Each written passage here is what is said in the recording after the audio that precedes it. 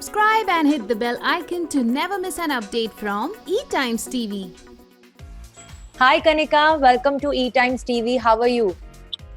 Thank you so much for having me. I am good.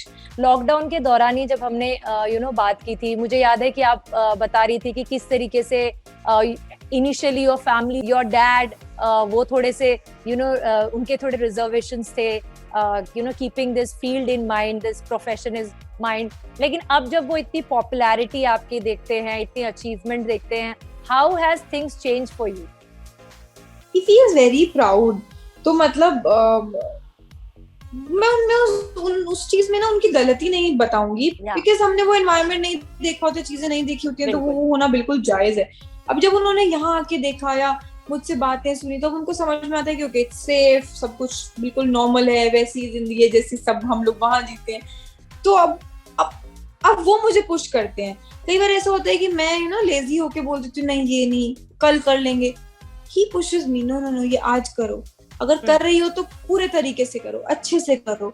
सो अब वो push करते होते हैं. कितनी चीजें होती है, कुछ फोटोशूट्स में आलस कर देती हूँ कि नहीं करेंगे. ही पुशेस. कुछ ऑडिशंस की नहीं यहाँ पे बनाओ.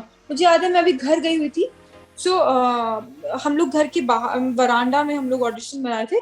पापा आए स्पेशली, बोले नहीं यहाँ मत बनाओ, मैं अंदर का रूम रेडी कर रहा हूँ, वहां पे बनाओ, मैं ये वॉलपेपर करवा देता हूँ, यहाँ पर ऑडिशंस बनाए करो. सो वो इतने एक्साइटेड रहते हैं, मतलब उनको ये होता है कि नहीं, जब कर रहे हो तो अच्छे से करो चीजों को. सो यार चीजें बहुत बदली हैं. मतलब मुझे लगता है पूरा ईस्ट से वेस्ट ऐसा, मतलब फुल ऐसा बिल्कुल 180 पूरा ऐसा हुआ है. तो यार काफी चेंजेस हुए हैं, लेकिन सब पॉजिटिव हुए हैं. सो आई होप सब वैसा ही रहेगा. एंड रिलेटिव्स के भी कितने थॉट्स चेंज हो गए हैं अब आपको लेकर? How does the family? बहुत, मतलब कितने रिलेटिव्स जिनको शायद पसंद नहीं आती हो उनकी चीजें, अब वो बोलते हैं कि हमारे बच्चों को भी ले जाओ, हमारी गुड़िया बहुत अच्छा डांस करती है, उन्हें भी ले जाओ. इसलिए होता ही है ना, एक्साइटमेंट सी आती है. या एक का प्रोग्रेस देख के सब सोचते हैं कि हम भी आगे. yes. So, and what has the best compliment you have got from your father once you started doing shows and now that things have changed for you? अभी ना कुछ दिन पहले ही when I signed for this web series, तो मैं हर चीज अपने पापा को बताती हूँ. पहला कॉल मैं उनको करती हूँ कि पापा I have signed this. So it's like कि अब एक नया उनको डाउट. तो उन्होंने कुछ वेब सीरीज देखी होंगी जिसमें उन्होंने थोड़ी सी न्यूडिटी देख ली होगी, कुछ ऐसा कुछ देख लिया होगा. ऐसा तो नहीं कुछ है ना? मैंने कहा नहीं. तो उनके वापस से कुछ आए, तो मैंने बोला नहीं ऐसा नहीं. तो बोले क्या कैरेक्टर है? तो मैंने बोला she is a 19-year-old girl, but वो मैच्योर बहुत है, बहुत समझदार है, बहुत समझदारी से चीजें करती है. तो वाज लाइक, तो मतलब तू ही है ना? मैंने कहा नहीं, मैं कहाँ समझदार हूँ. बोले नहीं मुझे पता है तू बहुत समझदार है. तो मुझे बहुत स्वीट लगा when he said that. Okay, अगर आपको ऐसा लगता है तो ओके. बोले नहीं ठीक है, तूने अच्छा ही किया होगा कुछ. मैंने कहा okay, thank you.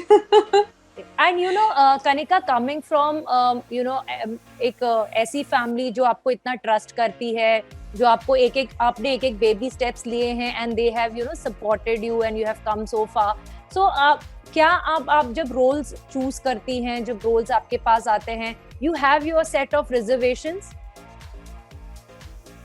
Not much. I think वो ट्रस्ट करते ही हैं, और कुछ चीजों के लिए ऐसा कुछ मैं ये नहीं बोलती कि कोई चीज गलत है या सही है. वो अपना होता है कि मैं किस चीज में कंफर्टेबल हूँ या नहीं हूँ.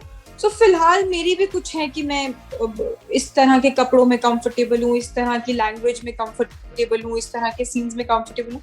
सो वही सब चीजें आई थिंक मेरे पेरेंट्स को भी लगता है, वो उस सेम कंफर्ट है आई थिंक हम दोनों का ही, दोनों तरफ से ही.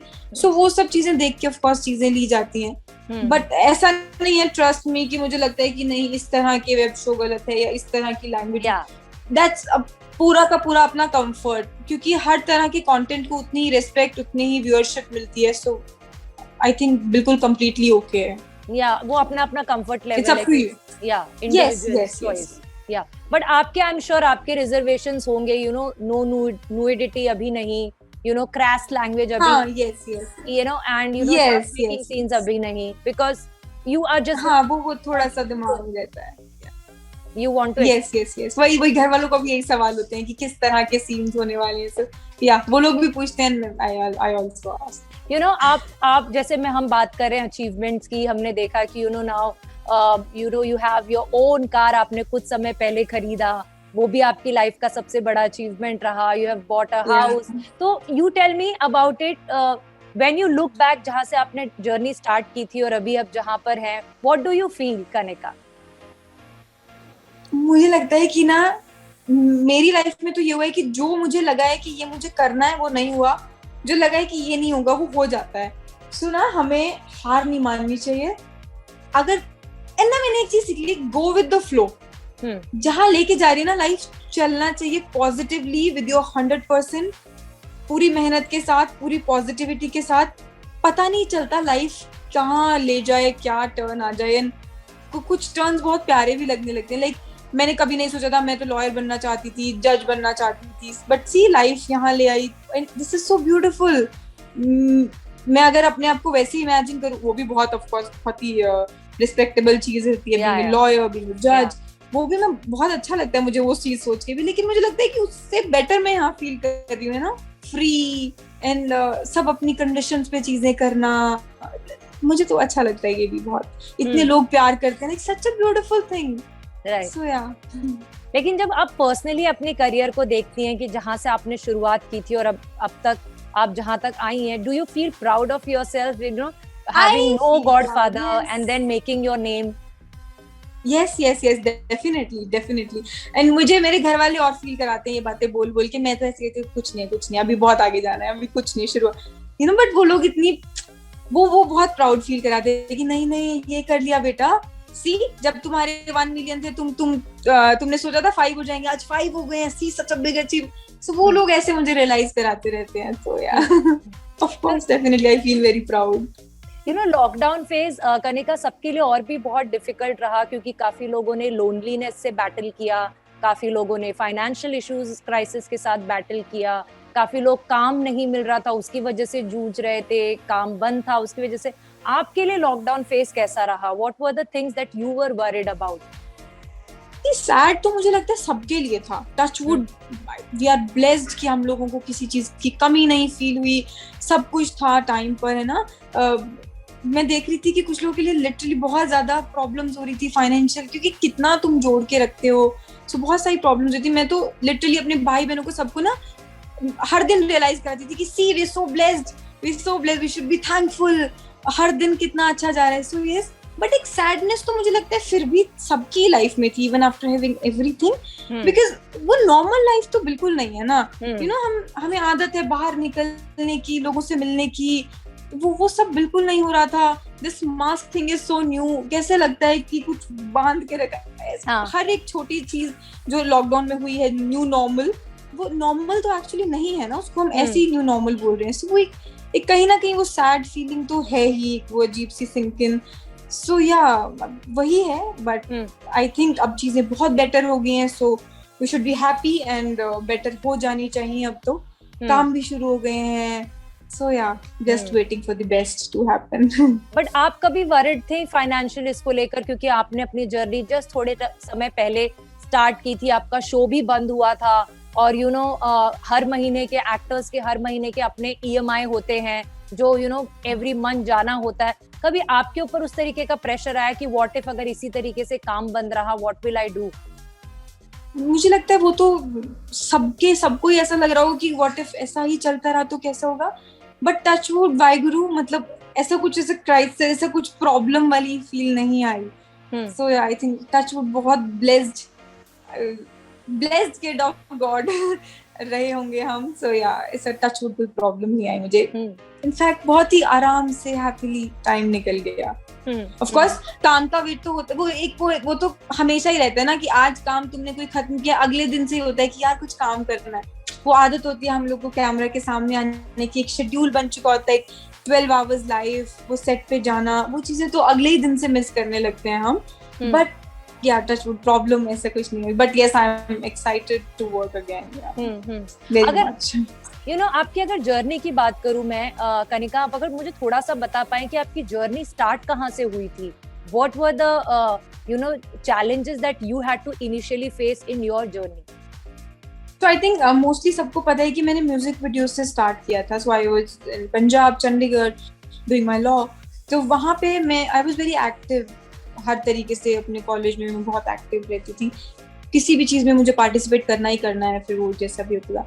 तो मेरी फेसबुक बहुत एक्टिव थी, सोशल मीडिया में बहुत एक्टिव रहती थी, तो वहां से I started getting offers for music videos. मुझे लगा इतना इजी नहीं हो सकता, तो मैं लेकिन जब मैं मिली, मैंने देखा, तो मुझे लगा ओके आई थिंक लाइफ इधर लेके जाना चाहती है। तो मुझे लगा okay I do one and then I leave, मैं पूरा फोकस अपने स्टडीज पे करूंगी।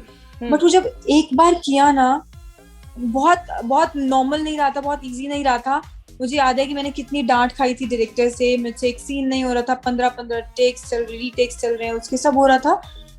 बट उसके बाद ना अजीब सा एक कुछ तो खुशी मिली मुझे लगा कि वाओ, नहीं मैं एक करके तो नहीं छोड़ूंगी। और मुझे था कि एक करूंगी और घर पे नहीं बताऊंगी because they not be okay. But वो इतना कुछ तो टच कर गया, आई थिंक वो कैमरा पसंद इतना आ गया। एंड उसके बाद यस मन किया कि दोबारा करने का, तो किसी तरीके से घर पे भी बताना था। बट एक दो फिर वीडियोस किए बिना घर पे बताए, बट वो किसी तरीके से घर वालों ने देख लिया, देन उनको कन्विंस करने का जो सब रहा, ओ माय गॉड, वो बहुत थोड़ा सा डिफिकल्ट ऑफ कोर्स था। लेकिन चीजें ना पॉजिटिवली होती चली गई। ऐसा कुछ ये नहीं हुआ कि मुझे किसी चीज की वजह से पीछे खींच लिया गया, नहीं करने दिया। उन्होंने मेरी बात को समझा, मैंने उनकी बात को समझा, दोनों ने किसी तरीके से सेटलमेंट करके या चीजें पॉजिटिवली लेते चले गए। Touch wood. बट शुरुआती दौर में रिजेक्शंस का सामना करना पड़ा जब आपने सोचा कि नहीं अब इसको करियर बनाना है? ट्रस्ट मी, मतलब ना मैंने वो फेज बहुत ज्यादा नहीं देखा। मतलब थैंक गॉड की जो चीजें ना बहुत अपने आप ऐसे लाइक रास्ते खुद ब खुद खुलते चले गए। तो जब मैं वीडियोस कर रही थी, सो बैक टू बैक काफी सारी वीडियोस आने लग गई। Like I have done around 70-80 videos Punjab में। सो वो बैक टू बैक चीजें चलती थी। सो 2-10 साल में मैंने वो सब किया। देन उसकी वजह से मुझे यहाँ से कुछ चीजों के ऑफर्स आए, देन बातें चली। ऑफ कोर्स 1-2 चीजें नहीं हुई, देन लेकिन अगर 1-2 नहीं हुई तो उस 1-2 नहीं होने के साथ साथ तीसरी का रास्ता खुद ब खुद खुल गया। सो ऐसा बहुत नहीं हुआ, लेकिन मतलब ऐसा कुछ ऐसा फील नहीं हुआ कि अच्छा कहीं से मुझे लग रहा है कि नो ये रास्ता नहीं खुल पा रहा है, ये यहाँ नई चीजें वर्कआउट हो रही हैं। चीजें अपने आप आगे होती चली गई। बट ऑफ कोर्स ये होता ही है, जैसे अभी गुडन के बाद भी मैंने करीब 15-20 चीजों के ऑडिशंस दिए हैं, तो ये होता ही है। लेकिन ना ये समझने वाली चीज भी है कि हर चीज में आप फिट नहीं बैठ सकते हो। 10 तरह की रिक्वायरमेंट्स होती हैं, लुक्स होती हैं, किसी तरह की एक्टिंग होती है, बहुत सारी चीजें होती हैं। जब हम एक कैरेक्टर के लिए जब लोग फाइनल कर रहे होते हैं, हम एक टीम पूरी फाइनल कर रही होती है, सो उनके दिमाग में बहुत कुछ होता है। तो हम हर चीज में तो ऑफ कोर्स फिट नहीं बैठने वाले हैं। सो यस, मैं वही चीज दिमाग में लेकर चलती हूँ। सो वो रिजेक्शंस को मैं रिजेक्शंस की तरीके से नहीं लेती, उसमें मैं एक्सप्लोर करती हूँ खुद को कि ओके आई थिंक इस चीज में मैं नहीं फिट हो रही हूँ, तो व्हाट अदर थिंग्स जिसको मुझे और पॉजिटिवली ट्राई करना चाहिए कि मैं भी उस चीज में हो सकता है फिर। सो या I take it that way. But कभी जब बुरा लगता है, आई एम श्योर जब रिजेक्शंस होते हैं तो दिल तो दुखता है, बुरा लगता है। क्योंकि हम कोई ऑडिशन देते हैं ना, तो हम बैठा लेते हैं कि ओके अब हमें ये करना है। लेकिन जब पता चलता है कि no it's not working, and कई जगहों से तो पता ही नहीं चलता है कि वो हो रहा है कि नहीं हो रहा है, तो ऐसे बैठे तो होगा कि नहीं होगा, तो वो तो होता ही है। बट या that's a part of it. ये तो उस समय आप अपने आप को बहलाते कैसे हो, आप अपने आप को मोटिवेटेड कैसे रखते हो? मैं तो ना एक ही मेरे पास लाइन होती है कि इससे बेहतर कुछ होना होगा मेरे लिए। वो मे बी वो चीज किसी और के लिए बेहतर थी, बट मेरे लिए इससे बेहतर कुछ होना होगा, इसलिए ये नहीं हुआ। आपके ग्रोइंग अप इयर्स कैसे थे कनिका? मतलब स्कूल में were you always a very confident kid या शाय थे आप? How was your growing up years? नहीं, मैं बिल्कुल ऐसे कॉन्फिडेंट वाली तो नहीं बोलूंगी। इनसिक्योरिटीज तो मुझे लगता है होती हैं हम सब में किसी ना किसी तरह की। सो वही मुझ में भी थी। मुझे लगता था कि नहीं ये चीज मैं नहीं कर सकती हूँ, या लोगों से बात, वो ये भी होता है ना, मुझे तो बहुत होता था अगर कुछ बोल दिया जाए कि 10 लोगों के बीच में बैठ के बात करूँ, मुझे लगता है कि नहीं सब लोग मुझे जज कर रहे होंगे, शायद इनको मेरी ये बात अच्छी नहीं लग रही होगी, शायद इनको मैं अच्छी नहीं दिख रही होंगी। तो वो सब इनसिक्योरिटीज, वो सब चीजें तो होती हैं। तो कॉन्फिडेंट तो मैं तो बिल्कुल नहीं थी। पता नहीं, मतलब मैं कुछ लोगों से मिलती हूँ, कुछ दोस्तों से, जो मतलब कितने बच्चों से अब मैं मिलती हूँ, है ना, 6-6, 7-7, 8-8 साल के बच्चे, सो कॉन्फिडेंट, कहीं पे भी बैठा दो, कुछ भी करवा लो। मैं बिल्कुल उन लोगों में से नहीं थी। मतलब मैं लेकिन मैं कोशिश जरूर करती थी। मेरा वो ऑफ कोर्स वो वाला टाइम, वो वाला चीज तो मेरी थी। नहीं भी हो रहा है ना तो क्या, आई विल डू इट, कर लो, मुझे जज कर लो, बट मैं रहने वाली हूँ यहाँ पे, मैं करने वाली हूँ ये। सो वो मैं ऑफ कोर्स थी। I used to participate in everything. घर पे भी बहुत ऐसा नहीं, सो मेरे पापा को बिल्कुल पसंद नहीं था कि हम लोग डांस में पार्टिसिपेट करें, यू नो, स्टेज पे जाके डांस करें, बट मैं कर लेती थी। मैं कोई बात नहीं, मुझे करना है। गुस्सा कर लेना, थोड़ा सा डांट वाट लेना, मम्मी पिटाई विटाई भी कर देती थी, बट मुझे करना है। सो मैं पार्टिसिपेट हर चीज में रहती थी, ऑलराउंडर टाइप थी। अब होगा नहीं होगा वो देखा जाए, वो बात की बात है। Thank you so much Kanika, all the best for your future and take care and be happy always. Thank you, you too. Thank you, bye.